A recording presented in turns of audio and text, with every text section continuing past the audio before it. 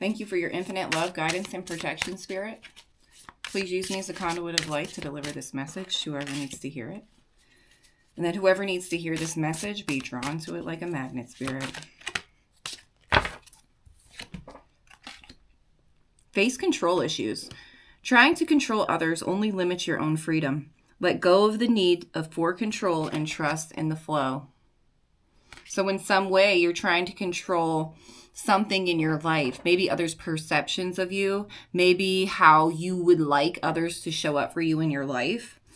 Rebuild imbalanced relations. If the scales are tipped, it's time to restore balance. Step forward and create harmony in your relationships. So what's this saying to me is that somewhere in one of your relationships, whether it's intimate or with family or a friend, you're trying to control the situation where you really need to bring in balance. If there's no reciprocity, where are the boundaries that need to be set? Where are the boundaries that need to be set in whatever this relationship is? Because it seems like you're trying to control the way somebody acts because how they're acting feels like it's controlling your emotions. But you're not seeing the role you play in it, right?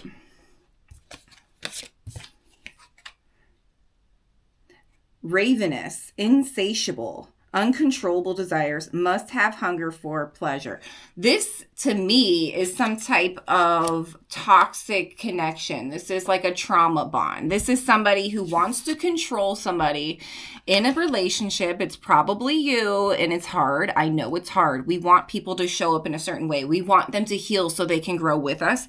But sometimes we have to allow them to be on their own journey and for spirit to let things unravel in a certain way. Maybe they will go back into their own space and self-reflect and heal and show up as a different person. But until then, you have to be able to recognize where there may be an imbalance and set those healthy boundaries. Say, look, I'm showing up at this frequency. If you don't want to meet me there, then I'm going to have to accept that. You must have a really passionate connection with this person. You really have like a strong bond. You have this desire to want to move forward in the future with somebody who's not quite ready. That's what it sounds like to me. Let's get more information here. Answers unfold. Keep your mind open and be willing to learn from this experience. Yes, this is a learning experience. And I'm not saying this person will never be in your life again, but I am saying right now they're not able to give you the reciprocity that you deserve. They're not able to step into the frequency that you have based off the healing that you've done. Spiritual retreat. Seek solitude to reconnect with your inner wisdom and emerge rejuvenated. If you want to feel balance in your life, Spirit's telling you to go within. Stop focusing on other people. Stop focusing on how others are showing up and really revert your energy inward. Really go inside and see where Spirit's leading you.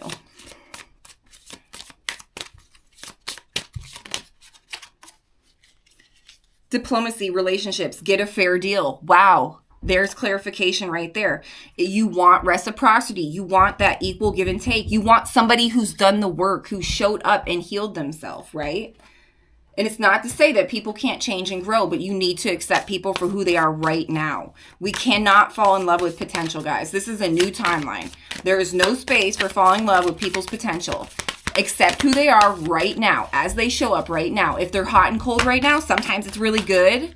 Sometimes it's really not good. Sometimes it's a love bomb and then it's a breadcrumb or avoidance. You need to recognize that toxic cycle. Stop trying to control someone. Stop trying to be their mother and teach them how to grow up and allow them to fall on their face and learn their own lessons. And you don't have to be dragged down into their energy. You don't have to control anything. You're over here trying to control things, and Spirit's saying, let go of control. Allow people to deal with their own issues and their own trauma and their own healing process. That's not your responsibility. One card, Spirit, please. What's that one on top? Ancient Memory. Rosemary. Card number 3. Beautiful cards. I love this deck, but I always have to read from the book because, yeah, there's just really good messages in here. So we will do that. Ruled by both Mercury, the planet of the mind, and the Sun, the planet representative of our base ego and superego, Rosemary embodies this holy connection, the mind of the ego to the superego, the higher mind. This card signifies past feelings and emotions are resurfacing from deep within. You may find yourself remembering and accessing ancestral memory that resides within your DNA. Rosemary assists us in healing through multidimensional sight, reminding us to use the power of vision to see beyond the constructs of everyday life. Don't dissociate or get consumed by the veil that broadcasts emotional imbalance.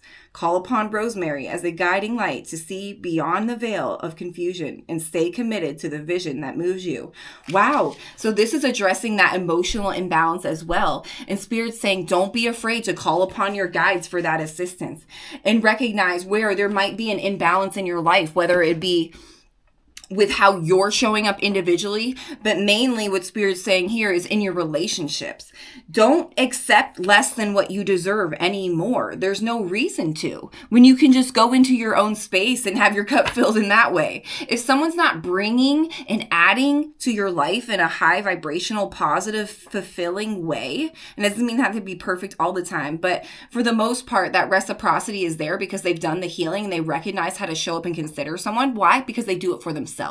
So if that balance is not there, you need to recognize it and say, hey, like, look, I feel better filling my own cup than I do going back and forth in this toxic relationship that's where there's no reciprocity because the other person decided they want to stay in their ego or stay in a lower timeline or make choices that impact our relationship in a negative way.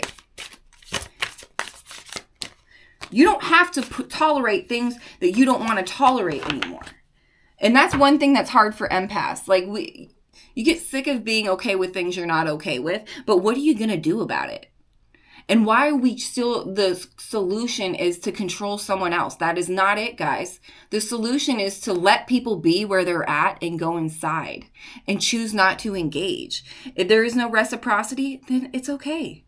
Accept that and walk away in love and understanding and forgiveness.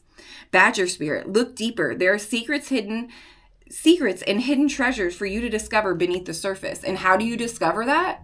You discover it by going within. You discover it by being brave enough to open up your heart and sit with your own self and say, look, I don't have to put up with anyone's shit. I don't have to control how somebody shows up. And if this person isn't going to be of the highest good of me, Spirit will bring something or someone or a situation that is. And I can create that for myself. I can become a vibrational match to higher vibrational timelines and people that are on them as well.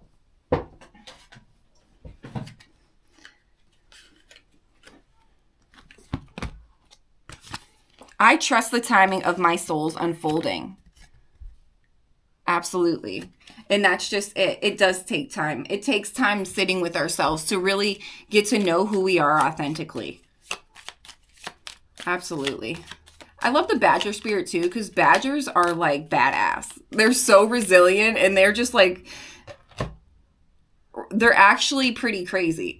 They can take down animals like, way bigger than them, and they're very like resilient. They get through in like winter weather and like up in Alaska and those remote barren places where there's not a lot of resources. There is a lot of resources, but at the same time during the winter months it's a different story. Like you really are out there on your own and fending for yourself, but it's like they know how to fulfill themselves, right? And we really do need to look deeper and take that isolation. Where's more isolated than like Alaska and up north and in the snowy regions where a lot of people don't want to live? That is those kind of areas, those remote areas where it gets so quiet, where you're sitting with yourself in spirit because you really have no choice. Because it's like you look in one direction, you look in the other direction. It's just vast land. Like there's just, it goes on and on and on, and there's not a soul in sight. Like that type of solitude, that type of disconnection from the programming and the matrix and these relationships that aren't reciprocal, that kind of isolation is going to bring about secrets and hidden knowledge and gifts that you have acquired in other lifetimes, and even in this one, that they're going to come to the surface. You actually are getting quiet enough to tap into that wisdom, to that energy, energy to those gifts. And it seems like it's this labyrinth of gifts and not in a I'm going to get lost kind of way, in a very intricate, I've been in so many lives, played so many different characters in the name of expansion. And because of all the experiences I've accrued over thousands of lifetimes, I have acquired wisdom that I forgot about when I reincarnated into this life. And that wisdom isn't being tapped into because I'm so distracted trying to control things outside of myself and control the world into what I think it should be. But that egoic thought is just me thinking that I need to align with programming that doesn't align with this new version of me. That is why it's uncomfortable. That's why we get into this energy of we want to try to change it or force the balance with people and relationships or situations or jobs or whatever we want to drag into this timeline with us. But Spirit's saying, if you would just get quiet, like this timeline is nothing what you think it's going to be. And it's going to be awesome. But you have to trust. You have to align with Spirit. And you have to fall into that energy that is very co-creative and aligning with your highest timeline. One more, Spirit.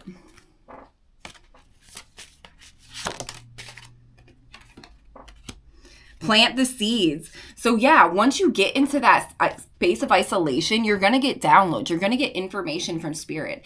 And as you get those downloads and those intuitive hits on what you should do next, you're going to start planting those seeds. And are you going to see the fruition of it immediately? Probably not. But you will in divine timing. And that's all you have to do is really trust the timing of your soul's unfolding, because you're planting those seeds. You have been for years, little by little, through your healing process. You've been planting these seeds. You've been trusting your soul's timing. You know Spirit's got your back and that everything's always working out for you. No matter how negative it might seem in any given moment, it is a gift from the universe in the name of expansion, and you just have to choose to step into it.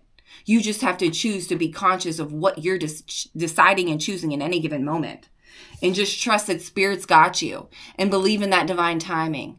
And when you get into a certain frequency, time is so fast because it doesn't really exist. Because you're milking the moment and you learn how to do that. And it feels much better. You're coasting in a much smoother way once you get to a certain vibrational frequency and make it your default. Is it going to be perfect all the time? Absolutely not. But your response to life is damn sure different. And that's what Spirit's asking you to step into. Don't worry about what other people are doing. I don't care how tight that connection was. I don't care how passionate it was. If that person isn't considering you the way you consider them, equal or more, then it's probably not for you right now. And it's not that it won't ever be for you, but it might not ever be for you either. And that's okay if Spirit later brings in something different. We have to be okay with that. And just rest in the feeling of, I know what will be right for me. Because I'm so connected to Spirit that I trust myself. And I feel like for a long time when we're going through a healing process, we don't trust our own decision making. We're like, damn, I'm so scared I'm going to repeat this old cycle. Well, friends, you don't have to repeat a cycle. You just have to be consciously aware of how you're showing up in any given moment. And then be very intentional. Oh, what a beautiful reading. Trust the divine timing, guys. Be patient. It's coming. Focus on yourself. That's the best thing you could do right now. All right, guys. I love you so much, and I will see you on the next one.